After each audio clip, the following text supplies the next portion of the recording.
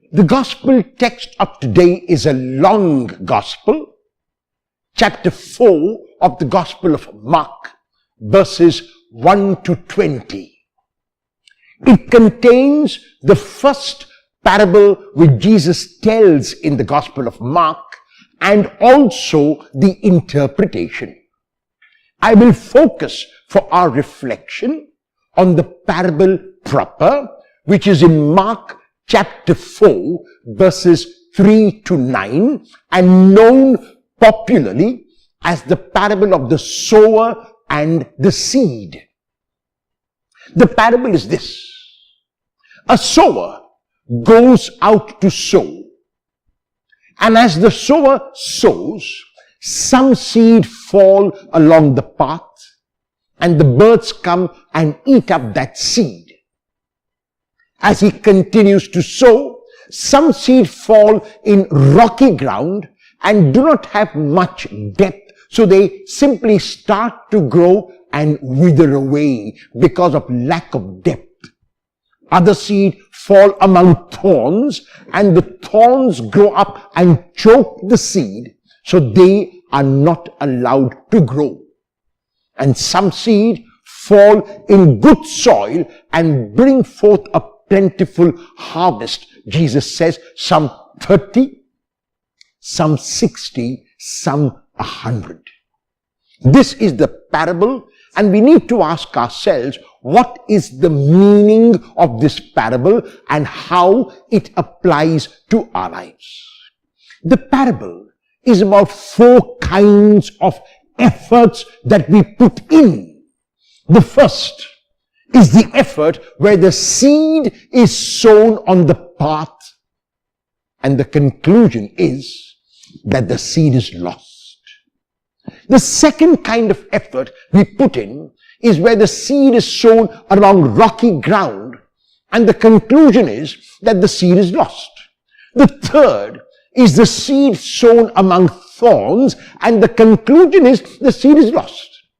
In other words, in 3 kinds of soil, in 75% of our effort, the conclusion is the seed is lost, and there is the danger that because 75% of our effort is lost, we might want to give up. What is the use of working? What is the use of doing it? Everything seems to be in vain. And then we come to the good soil. And in the good soil, the gain is 30, 60, 100. If you were to ask a farmer at the time of Jesus, what is the yield you are expecting from your field? The farmer would reply, I'm expecting an yield of 6. Or if the rains are good and God is gracious, 8. 6 or 8. Jesus begins neither with 6 nor with 8, but he begins with 30, goes on to 60 and moves to 100, which means that Jesus knows nothing about agriculture. No, Jesus did know about agriculture, but he was not talking of agriculture in this parable. He was talking about his life. He was talking about his own ministry. In his reaching out to people, there were 25% who paid a deaf ear to whatever he said. Another 25% heard him, but on the superficial level.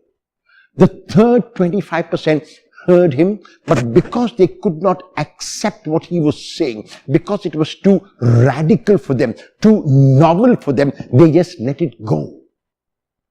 There was only 25% made up of his disciples and others who heard his word, who took on what he said as his mission and continued that mission. What is important is that Jesus never focused on the 75% where the seed was lost, where his efforts seemed to be in vain. His focus was on the 25% which gained that 30, 60, 100. This parable is a parable which offers us hope. It is a parable which is saying to us that in our own lives, in the work that we do, in the ministry that we are engaged in our families, in our neighborhoods, in our places of work. It might seem to us that a lot of what we do seems to go down the drain, seems to be, as the phrase goes, like water on a duck's back, makes no effect whatever, is of little or no consequence. The parable is calling us never to stop sowing. The parable is telling us that our effort will never be in vain. That it is true, on the surface level, it might seem to us that 75% is lost, but it is also true that the 25% will be gained beyond our most generous expectations. The parable is saying that we have to sow and the Lord will make it grow. The parable is saying that we have to do our best and the Lord will do the rest.